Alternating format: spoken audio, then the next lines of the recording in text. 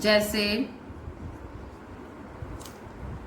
सिंह, सिंघनी, कुछ भी एग्जाम्पल्स आप लिख सकते हैं।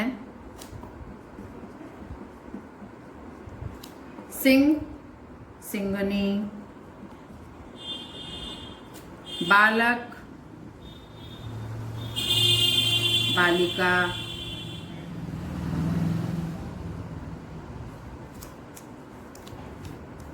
अभिनेता, अभिनेत्री,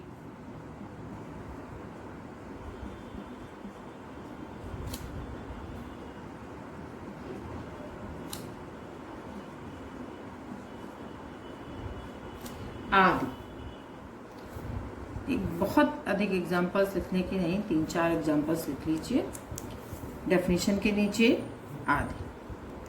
अब देखिए, इससे आपको ये समझ में आ गया कि लिंग किसे कहते हैं। अभी ये सिर्फ लिंग के बारे में बताया है कि जिस शब्द से उसका पुरुष जाति का होना या स्त्री जाति का होना पता चलता है, वह शब्द कौन होता है? हमेशा संज्ञा या सर्वनाम। हमेशा ही संज्ञा और सर्वनाम से ही उसका लिंग पहचाना जा सकता है। संज्ञा सर्वनाम के द्वारा ही उसका स्त्री जाति का होना या पुरुष जाति का होना पता चलता है। जैसे यहाँ देखिए एग्जाम्पल में, ये संज्ञा है, अध्यापक जी कक्षा में पढ़ा रहे हैं, तो इसके द्वारा ही आपको पता चला कि ये पुल्लिंग है। अध्यापिका जी कक्षा में पढ़ा रही हैं, तो इसके द्वारा पता चला कि ये स्त्रीलिंग है।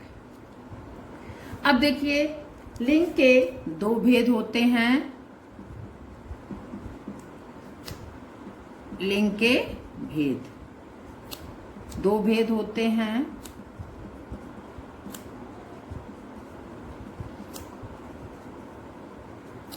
पहला पुल्लिंग, देखिए मैंने अधिकांशता देखा है, इसमें बहुत स्पेलिंग मिस्टेक करते हैं आप लोग। यहाँ पर आधा ला होता है, उसके पहले छोटी की मात्रा लगेगी और दूसरे बाद में पूरा ला, फिर गा। पुल्लिंग और ला के ऊपर अनुस्वार लगेगा, तो इसे कहते हैं पुल्लिंग। और दूसरा स्त्रीलिंग।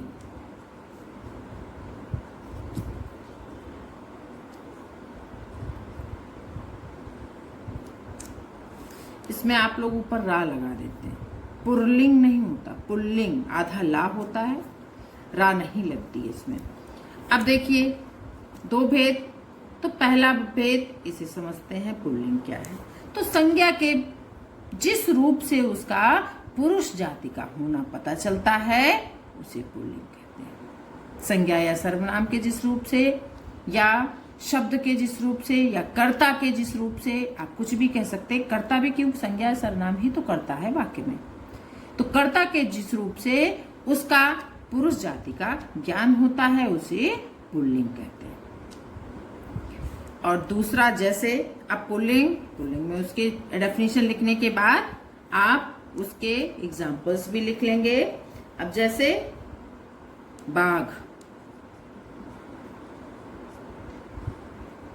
आप हमेशा अगर ऐसे आपको नहीं समझ में आता ये पुल्लिंग है स्त्रीलिंग, तो उसका सेंटेंस फ्रेम कर लिया करिए।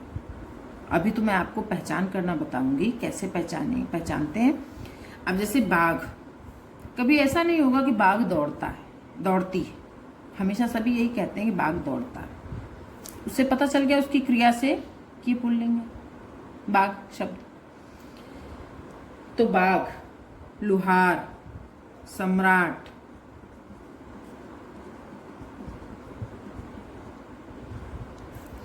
मुझे लग रहा है कि इस बात की आवश्यकता नहीं है कि मैं इसकी डेफिनेशन लिखाऊं।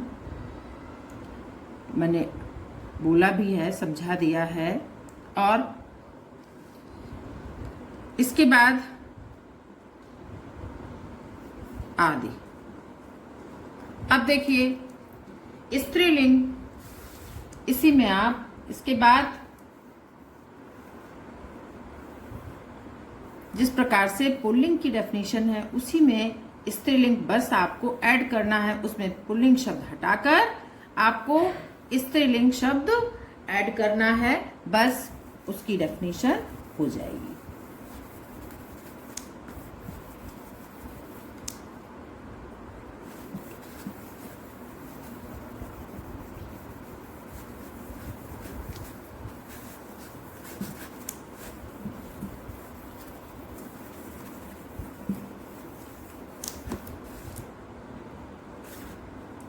दूसरा है आपका स्त्रीलिंग।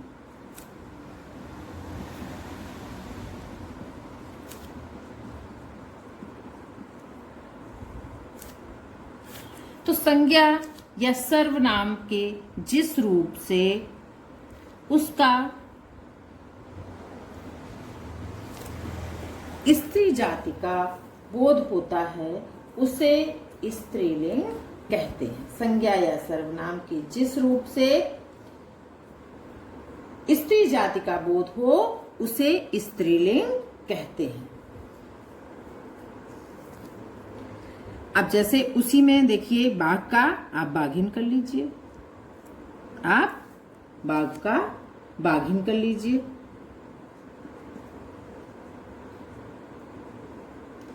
और दूसरा आपने लिखा था लोहार, तो लोहार का लोहारिन कर लीजिए।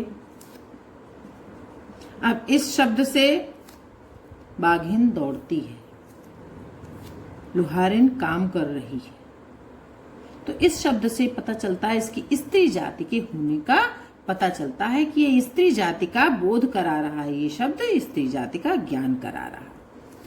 तो इस प्रकार संज्ञा या सर्वनाम के जिस रूप से स्त्री जाति का बोध होता है उसे स्त्रीलिंग कहते हैं। इसकी डेफिनेशन ये हो गई। अब देखिए